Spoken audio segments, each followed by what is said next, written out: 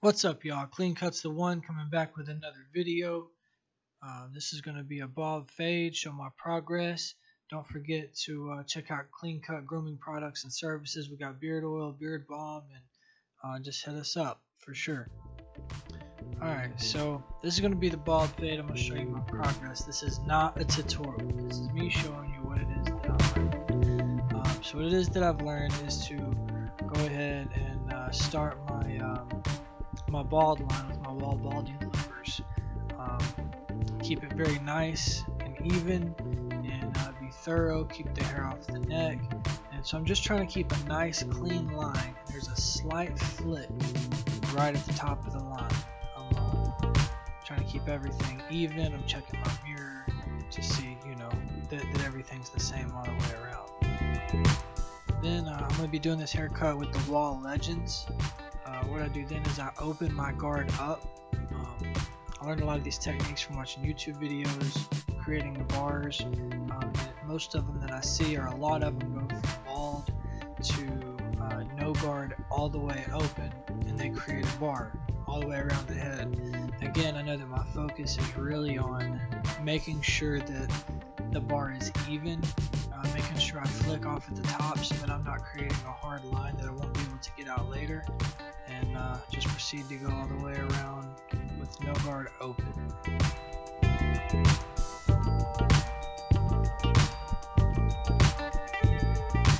And then the next thing I do is the one guard closed. I'm doing the same thing that I did with the bald and the no guard open, just keeping it clean.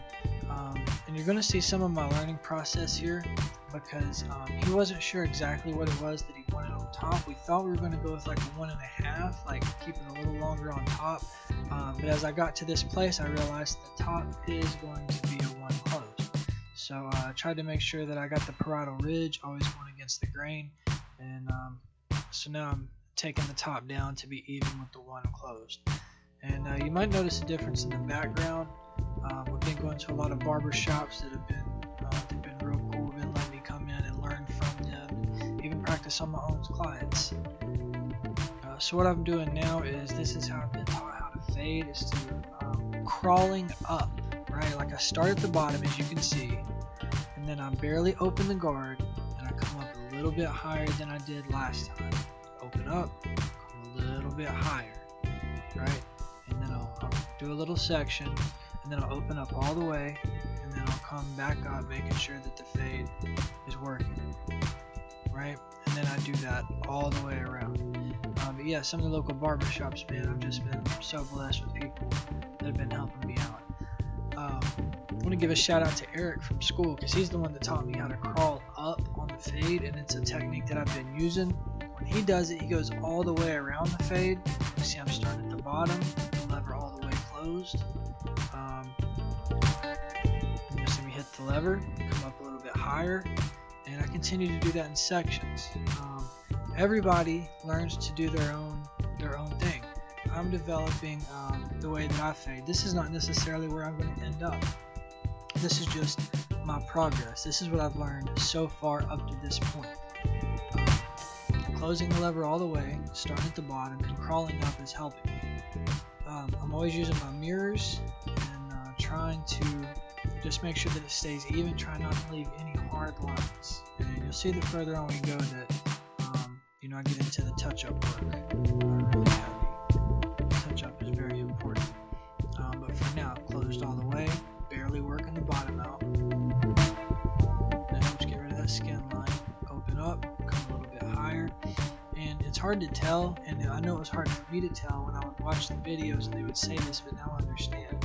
I'm mostly fading with the corner 3 teeth on either side. It looks like the clipper is going flush against the head, but it's really not. There might be a stroke or two where I use maybe half of the guard or half the blade, but for the most part, when it gets into the fading part, I'm only using the corners of the blade to fade. It's very helpful. If you use the whole blade, you might end up raising your fade. I've definitely experienced that, and that can get frustrating. So I've got my half guard closed, and remember that's a one closed bar, right? So the half guard is going to take that out from the no guard open to the one guard closed. The half closed, I'm starting at the bottom, then I open it up, go a little higher, open it up some more until I'm all the way open at the top of the bar. And again, I'm using the corners. And I'm listening. I'm fading with my ears. I'm listening to the hair getting cut. If I don't hear hair getting cut, that's a good thing about the wall legends. You can hear the hair getting chopped. And so I'm listening for sure. Here in a second, you'll see I'll close the blade all the way down, and I'll start working only the bottom of this line. Right now I'm touching up what I just came off of, and still see a couple more pieces. Now, working just the bottom, and you should be able to kind of see me flicking off a little bit. It's just kind of a habit that I've gotten into because it's been ingrained in me. People have told me, try to get to working on that C motion, make that a part of what you do. So you just open the lever and continue to raise up. This is really basic fading technique. I guess I've heard it said that once you learn how to fade, like you won't use the bars anymore. That's cool. I don't know. I might not. I don't know what's going to happen. I'm sure people know better than I do, but for now, I do use the bars, and it is helpful. I never really thought that I would get the hang of. Well, I didn't. Of course, I knew I would get the hang of it. I didn't understand how or when I was going to get the hang of utilizing the lever, and when I was going to start to mentally comprehend the theory of how to fade. And it's just come from, a big piece of it has come from repetition. A lot of this stuff has really come from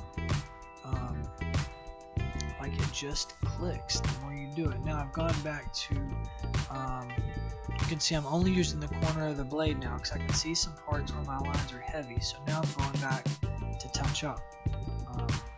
Yeah, I never thought I would really understand how to utilize and work my lever effectively, and now I do. So just where I see dark spots, you can see me trying to stretch the skin like I've been taught, and just trying to pull out the lines that I see.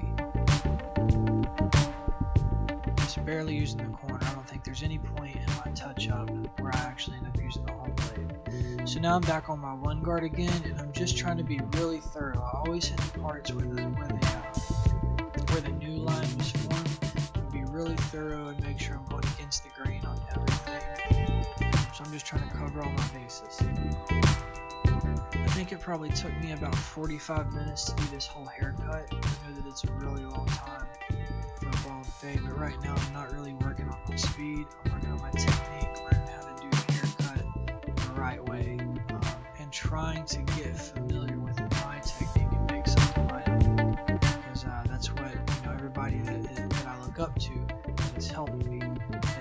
They've encouraged me to explore. You know what I'm saying? I'm in school, so I'm trying everything. I really am. Any technique, anything that's going to help me out. You see me trying to make sure that I'm going against the grain right there in the swirl. I have to go against the grain in order to take any hair. I'm just trying to practice what I've learned. And you can see in the front, he's got a little part where his hair goes two different directions. So I'm trying to take my time and make sure that I get that, because if I was to just rush through it, he's actually said that a lot of his barbers in the past have left those hairs really long. And I guess it could have been an okay haircut without getting those, but that's not the type of barber that I aspire to be. I really want to be a standout, exceptional. I want to be the best I can be. I don't want to settle for mediocre. I want to be an awesome barber.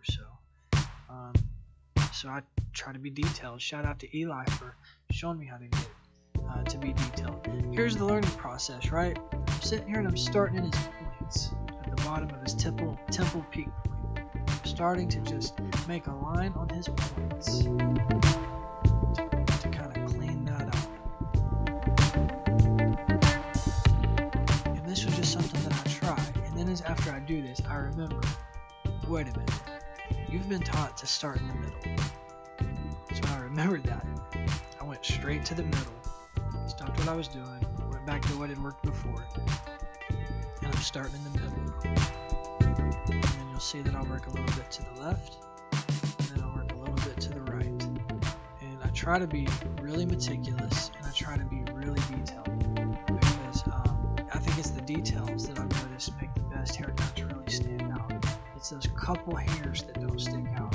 It's the best lineups. They get, I see them putting the trimmers on the hairline 50 times, taking away 1, 2, 3 hairs at a time, just peeling it here until that line is just crisp. And, shout out to Josh who let me come in, and I've watched him cut, and he gave me a lot of game on a lineup, and so I'm still practicing. He actually does his lineups before he does a lot of his cuts, and I'm trying to remember to practice that just to see how that works for me.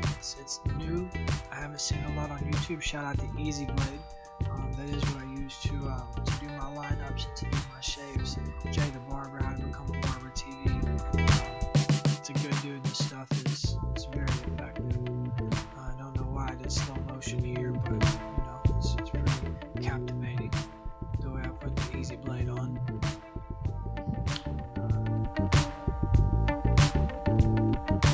I used to be scared to like kind of go into the hairline, like I would only shave the vellus hairs, I guess. And after watching Josh do a whole lot of hairlines, I can see that you know, you don't push the hairline back, but you definitely want to. It's like an onion. You want to take away everything that is not a part of the hairline. And then for me, it's just come with experience and watching people and paying close attention. What should be the hairline, what should not be the hairline. Focusing on stretching the skin, focusing on how I glide the blade across the skin. There's no pressure required. It's just a smooth, fluid motion that just basically just scrapes the hair off of the skin. It's nothing crazy. I think it's just a matter of getting in there and just doing it. You know, being delicate, smooth, but also being sure of myself.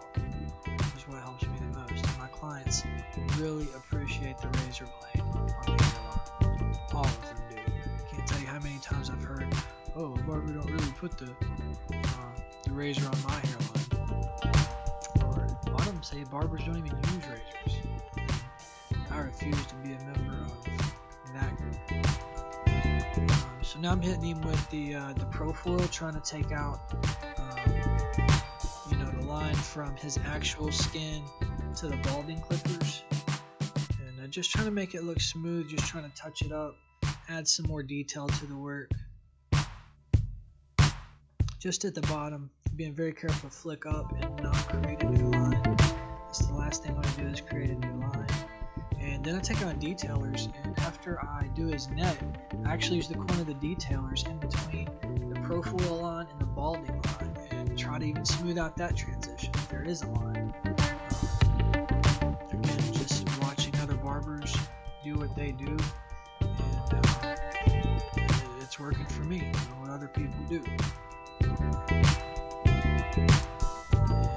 And as we finish, you're in the mirror, and this right here is what we're going for. So hopefully you guys enjoyed watching this, and I'll keep bringing you the content. Go ahead and like. If you haven't subscribed, go ahead and subscribe. I got a ton more reviews. I'm definitely going to have some more haircuts and some more venues and locations, and I appreciate y'all, man. Don't forget the Bronner Brothers show, February 20th, 21st, and 22nd. Catch me at Dave Diggs' booth. Until next time, peace.